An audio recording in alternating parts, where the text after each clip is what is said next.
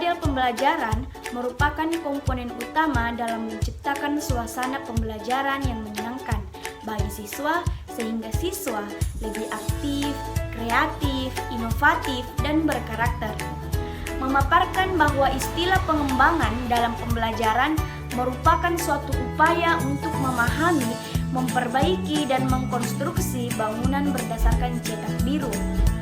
Pandangan mengenai konsep pembelajaran terus-menerus mengalami perubahan dan perkembangan sesuai dengan perkembangannya iptek.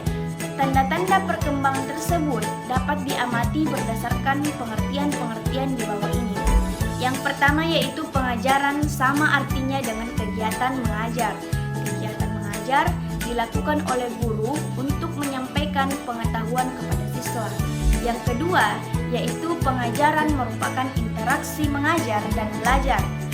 Pengaruh berlangsungnya sebagai suatu proses saling mempengaruhi dalam bentuk hubungan interaksi antara guru dan siswa.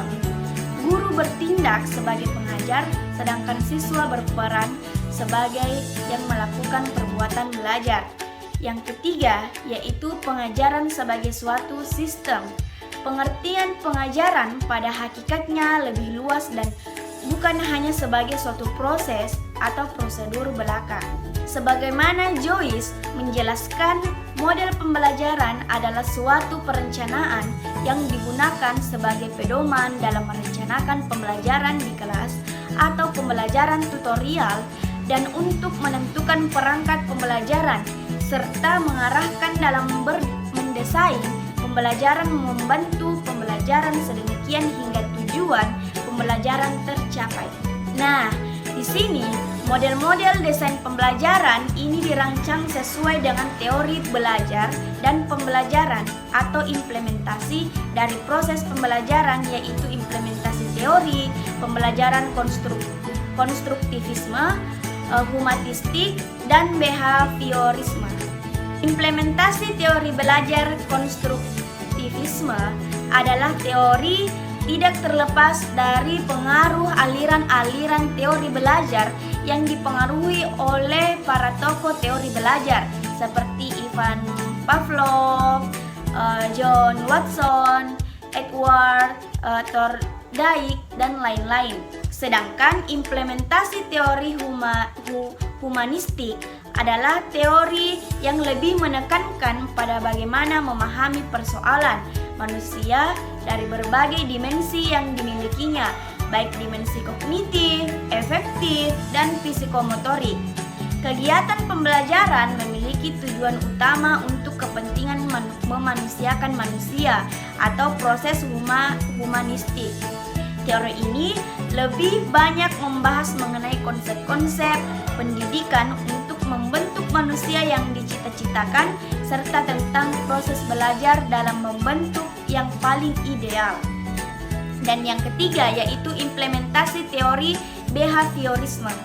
Teori ini secara umum melihat sosok atau kualitas manusia dari aspek kinerja atau perilaku yang dapat dilihat secara empirik. Inti dari teori behaviorisme ini terletak pada upaya memahami perilaku secara total. Dalam teori ini, seseorang dianggap telah belajar jika ia dapat menunjukkan perubahan perilakunya. Teori behaviorisme adalah salah satu teori yang memiliki kontribusi cukup signifikan dalam pembelajaran. Teori ini juga merupakan teori yang selama ini dipakai oleh banyak guru-guru di Republik ini. Sedangkan langkah umum yang dapat dilakukan guru dalam menerapkan teori behaviorisme dalam proses pembelajaran terbagi menjadi 10. Yang pertama yaitu mengidentifikasi tujuan pembelajaran, yang kedua melakukan analisis pembelajaran, yang ketiga mengidentifikasi karakteristik dan kemampuan awal pembelajar, yang keempat menentukan indikator-indikator keberhasilan belajar, yang kelima mengembangkan bahan ajar atau pokok bahasa, topik, dan lain-lain. Dan yang keenam, mengembangkan strategi pembelajaran, yaitu kegiatan, metode, media, dan waktu. Yang ketujuh, mengamati stimulus yang mungkin dapat diberikan terkait latihan, tugas, tes, dan sejenisnya. Dan kedelapan, mengamati dan menganalisis respon pembelajar. Dan kesembilan, memberikan penguatan baik positif maupun negatif. Serta yang kesepuluh, merevisi kegiatan pembelajaran. Aplikasi teori behavioristik dalam proses pembelajaran untuk memaksimalkan tercapainya tujuan pembelajar atau siswa menunjukkan tingkah laku atau kompetensi sebagaimana telah dirumuskan. Guru perlu menyiapkan dua hal sebagai berikut. Yang pertama yaitu menganalisis kemampuan awal dan karakteristik siswa, dan yang kedua yaitu merencanakan materi pembelajar yang akan dibelajarkan.